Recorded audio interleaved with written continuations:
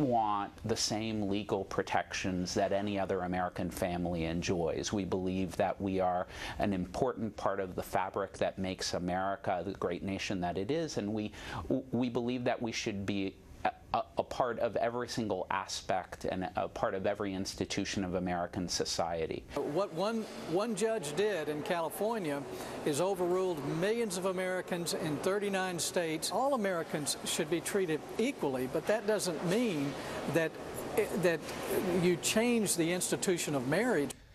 Well, supporters of California's gay marriage ban filed an appeal today with the Ninth Circuit Court of Appeals after that federal judge yesterday ruled striking down the voter-approved law, the Proposition 8 in California. What happens next, and what about the politics surrounding this whole issue? Let's bring in our panel. Steve Hayes, senior writer for the Weekly Standard. We welcome Julie Mason, White House correspondent for the Washington Examiner, and syndicated columnist Charles Krauthammer. Charles, let's start with the ruling and the impact of this ruling and what it means. Well, it's obviously a very sweeping ruling, and it was a great day for gay marriage advocates.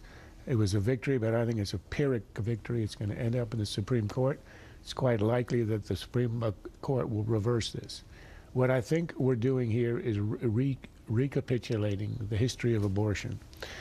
When in the early 70s, the judges decided to wipe out all the laws in the land on abortion and say that abortion is legal. Now, I'll read you what Ruth Bader Ginsburg, Supreme Court Justice, a liberal who supports legalized abortion, said before she ended up on the court.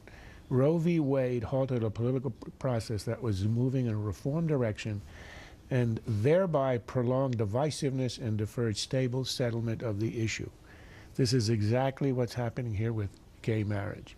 At the time, abortion was being legalized in New York and elsewhere, and we ended up with a large number of Americans who felt left out with no democratic means of changing the ruling. That's happening on gay marriage. Look, Prop 8 passed by 52% of the vote.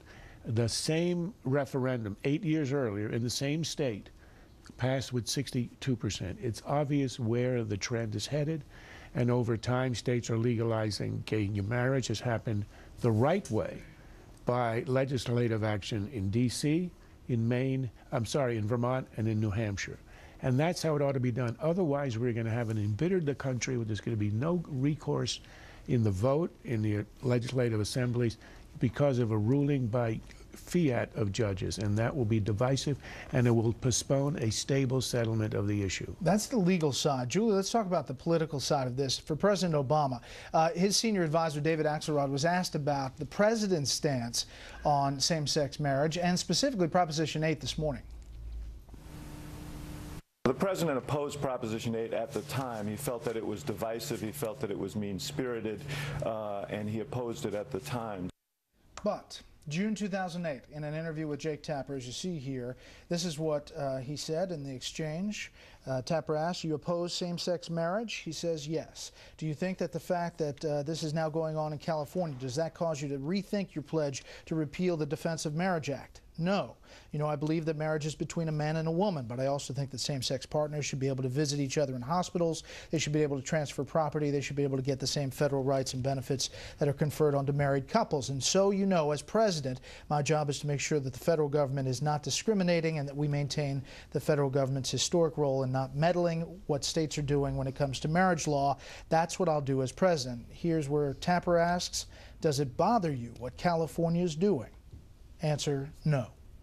Julie? Well, this is a tough one for Obama, Brett. Obviously, he's for civil unions, but he's not for gay marriage. It's a tough one because for November, the Democrats are trying to re-energize their base. They're trying to bring those people back out. And now we have gay marriage proponents sitting with environmentalists on the sidelines, getting nothing from Obama, and it's not energizing the base. He's tried to walk a middle distance on gay rights. He's, like I said, he's for civil unions. He talks about the Defense of Marriage Act, but the administration hasn't really done anything to oppose it.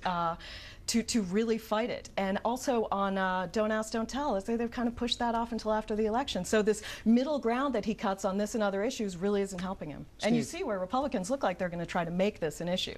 Where Obama has an advantage is people still care more about economic issues than this for the fall. Sure. Steve. Although I'm not sure that's much of an advantage for him at this point, that people care more about economic issues. Look, what's interesting is looking at the president's supporters on this, and I think we saw that in the comment from the spokesman for the Human Rights Campaign.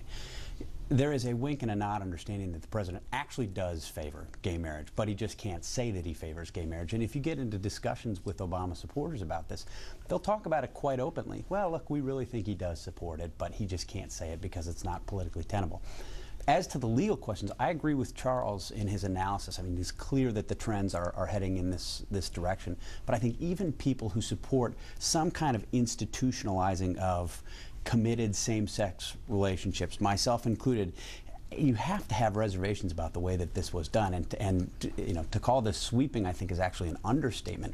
If you read through the opinion, there's just a lot of sort of soft social science that the judge seems to be relying on, and at times he makes these broad statements that seem without any anchor in reality or in the law. So I think it's a troubling trend in the fact that the judge is imposing his views on what's happening. And Charles, but in the appeal in the Ninth Circuit, the history would lean towards the judge's ruling being upheld. Absolutely, and then it'll end up in the Supreme Court.